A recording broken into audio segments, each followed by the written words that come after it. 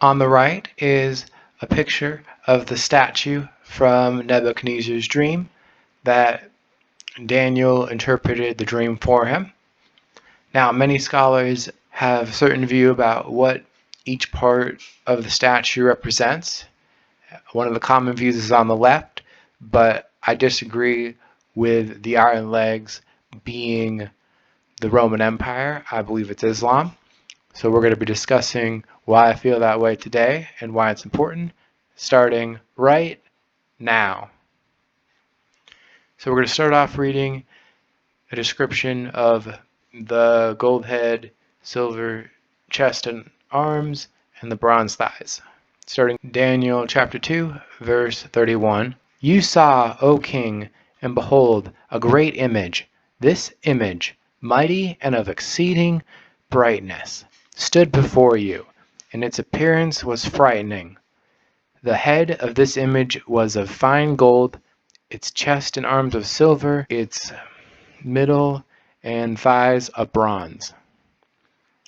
Now we're going to jump to verses 36 to 39. This was the dream.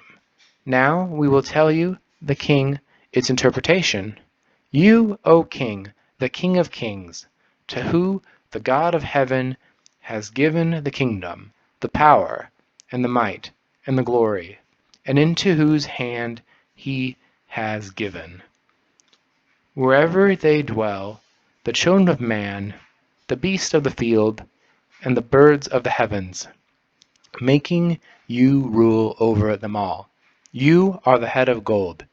Another kingdom, inferior to you, shall rise after you, and yet a third kingdom of bronze, which shall rule over all the earth. From the passage, we are 100% sure that the gold head is Babylon, because Nebuchadnezzar was the king of Babylon.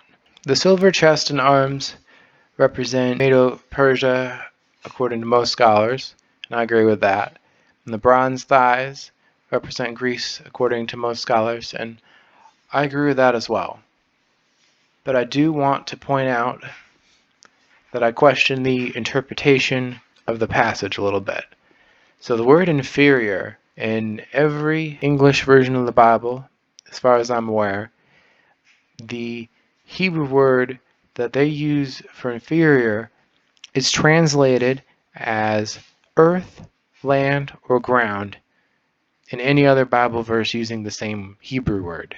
Each of these kingdoms in the order presented is bigger than the previous, and we specifically noted that the bronze thighs, that kingdom, covered all of the earth, which doesn't mean the whole earth, obviously. But anyhow, each kingdom was bigger than the previous until we got to the bronze thighs, which covers all of them. So in my view, this word inferior might be better translated as actually saying each kingdom has a greater landmass than the previous, or something closer to that. If you think that looking at the Greek and the Hebrew is important, I encourage you to subscribe to the channel. I want you to be able to check the interpretation for yourself and not just take my word for it. So I will include a link in the description to BibleHub.com. Next, we're going to read about the iron legs. So in Daniel chapter 2, verses 33 to 35, it reads, its legs of iron, its feet partly of iron and partly of clay. As you looked, a stone was cut out by no human hand, and it struck the image on its feet of iron and clay and broke them in pieces, and became like the chaff of the summer threshing floors, and the wind carried them away, so that not a trace of them could be found. But the stone that struck the image became a great mountain and filled the whole earth. And we'll jump to verses 40 through 45. It says, and there shall be a fourth kingdom, strong as iron, because iron breaks to pieces and shatters all things. And like iron that crushes, it shall break and crush all these. And as you saw the feet and toes, partly of potter's clay, and partly of iron. It shall be a divided kingdom, but some of the firmness of iron shall be in it, just as you saw iron mixed with the soft clay. So they will mix one with another in marriage, but they will not hold together, just as iron does not mix with clay. And in the days of those kings the God of heaven will set up a kingdom that shall never be destroyed, nor shall the kingdom be left to another people. It shall break in pieces all these kingdoms and bring them to an end. And it shall stand forever, just as you saw that a stone was cut from mountain by no human hand, and that it broke in pieces the iron, the bronze, the clay, the silver, and the gold. A great God has made known to the king what shall be after this. The dream is certain, and its interpretation sure. This map is the map that most supporters of the Roman Empire, being the Iron Legs, would use, because in 117 AD, that is the Roman Empire at its greatest extent. The Roman Empire only controlled Babylon between 116 and 117 AD. And the first requirements for being the fourth kingdom is that they must have the landmass of the previous kingdoms. And with Rome only controlling Babylon for 1 year, I don't know if that really should count. If you look at Islam, they've controlled Babylon for a very long time, along with most of the Middle East.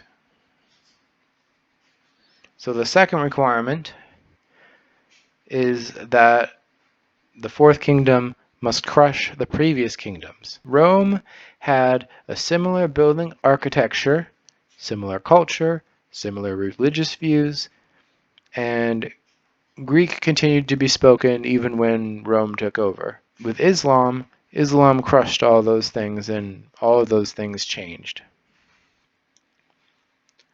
A third thing I'd like to point out is some people have this idea that these four kingdoms, they need to be back to back to back to back. I do not believe this is the case. For example, if someone is trying to say it's Rome, well, Rome was the sixth kingdom, not the fourth kingdom.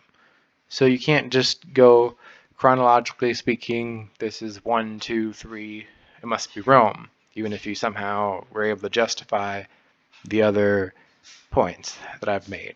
Now, to be fair, Islam also wasn't fourth, but again, I think the main point is that the fourth kingdom is after the third kingdom, not that it is necessarily literally kingdom number 4. The fourth point I like to make is that this kingdom must be divided. Now, I like to make the case that while Rome had its divisions, I just don't believe it was ever divided as Islam is.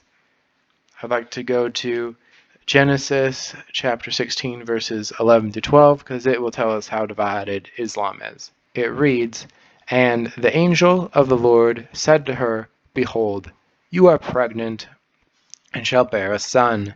You shall call his name Ishmael, because the Lord has listened to your affliction. He shall be a wild donkey of a man, his hand against everyone, and everyone's hand against him. And he shall dwell over against all his kinsmen." Now, I know it's talking about Ishmael, and Ishmael is who the Muslims descended from. When the Bible mentions a person, sometimes it is referring to their descendants as well, and not just the person. And today in Islam, there are two major factions within Islam. There are Sunni and Shia, but there are also a few other smaller factions. The question at this point you may be asking is, why does this matter? Well, it matters because it helps us know where we need to focus our attention today. Because if you think this was Rome, then you might be looking more at the Catholic Church and the Pope. I think that people need to focus more on the Middle East and less on Rome.